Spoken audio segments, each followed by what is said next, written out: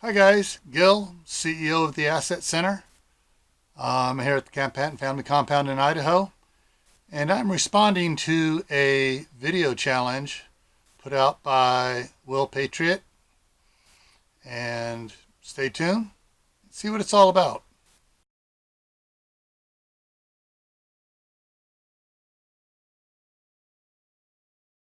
So everyone, like I said, I'm responding to a video challenge put out by Will Patriot.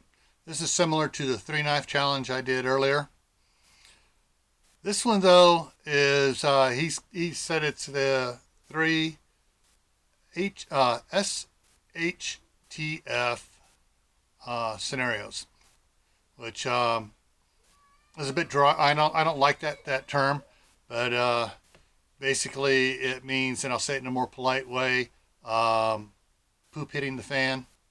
If you want to get elegant about it, defecation making contact with the rotary oscillator. I consider it a life-changing event scenarios, or a drastic event scenarios that it's not permanent, but it's so it's not a Tawaki event, which is the end of the world as we know it. Um, so basically, he said there are the three ones you got to do are: first is which one you think is most likely going to happen, whether locally in your area or nationwide. The second one is the most outlandish event that could ever happen. And the third one is which event or scenario are you not prepared for and really worries you. So, my number one is the power grid coming down. It could be local, regional, but most likely it'll probably be multi-regional or the entire country and into Canada. What I'm talking about is one of the major causes of it would be a coronal mass ejection, which we are due for, and it puts out an electromagnetic pulse. And the last time we had that when all the telegraph wires and stuff were up, and we're still using telegraph,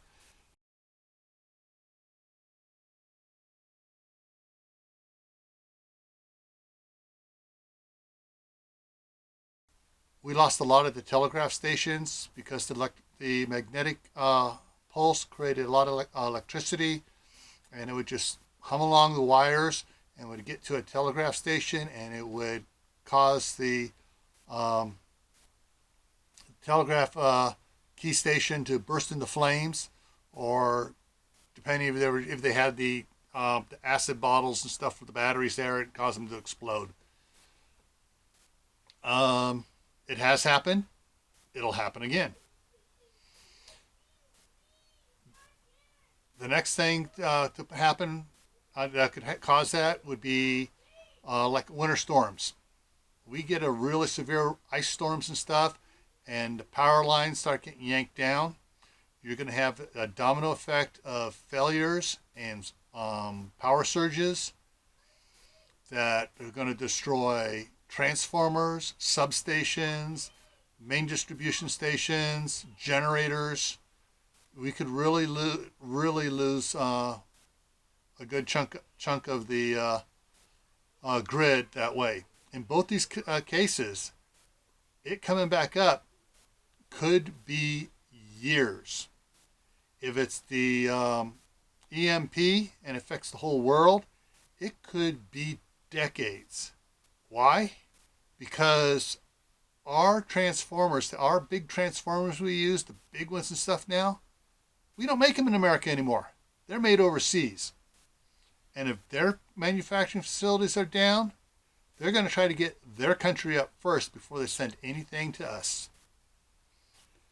Something else that could bring power down: terrorism. So if you're a terrorist out there, I want you to turn off this video. Go watch something else. One of the key things that Homeland Security, the FBI, state police, and stuff are worried about is if terrorists get smart enough to attack the power grid by by taking out distribution nodes, towers, substations, and if they do their research and do it right, they can cause the same domino effect that would have been caused by a winter storm, and they could take out a major section of the grid. Something else, going back to nature, wildfires, high winds can also cause problems with the power grid. Look what happened in California. I did a video on it last week on PG&E shutting down the power grid because of fear of the high winds causing fires. If there's a massive fire out there, it could damage the transmission lines. Winds could cause the transmission lines to sway and bump each other and short out. So Mother Nature can really cause can cause a lot of problems with our power grid. So number 2, the most outlandish scenario or event that I could think of. And I have to agree with Will Patriot on this one. Zombie apocalypse. There's no way, even if all the entire medical community research hospitals and centers and everything all got together, could come up with a virus that could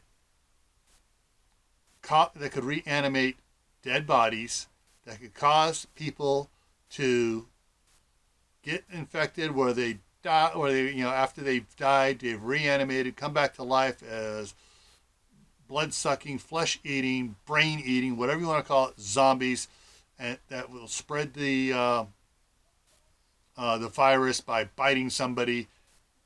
Not going to happen. I mean, it makes okay science fiction, science fantasy movies.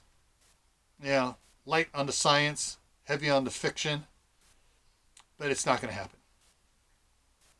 Number 3, the one that worries me the most and that I'm not prepared for. That is an economic collapse where the government jumps in, whether they've caused it or not, jumps in and seizes all bank accounts, savings accounts, retirement funds, 401ks, profit sharing, and just seizes all the money. And so, saying, "Oh, well, this is for your protection. We're gonna guarantee your savings and your money, and make sure you can still have access to it, and make sure it's the banks don't lose it." Blah blah blah blah blah. BS. That's the one thing that worries me, because other than taking all my money out, trying to convert it into gold or cash, and just acting on and just using cash, there's really not much I can do to prepare to prevent that. Now, I can prepare somewhat for that, as far as getting the compound here all up and running, where we produce all our own food, and we have the solar panels for electricity and everything. We're self-sustainable. But that still means it's only self-sustainable to a low degree. It's like, all right, clothing. Got to buy clothing. Medical needs, stuff like that. More than basic self-sustaining, I can't prepare for it. And that's what really worries me. So those are my 3 scenarios for the event. I'm going to pass it on open to anybody that watches my videos. Go ahead, do a response to this. But I'm going to call 4 people out specifically to do responses. I'm going to try to hit some of the different communities I participate in. Number 1 is going to be Scott at Hidden Valley Homestead. So the homesteading community. Scott, let's hear your 3. Next one's going to be Winging It with Irish Colleen. Colleen, Let's hear yours.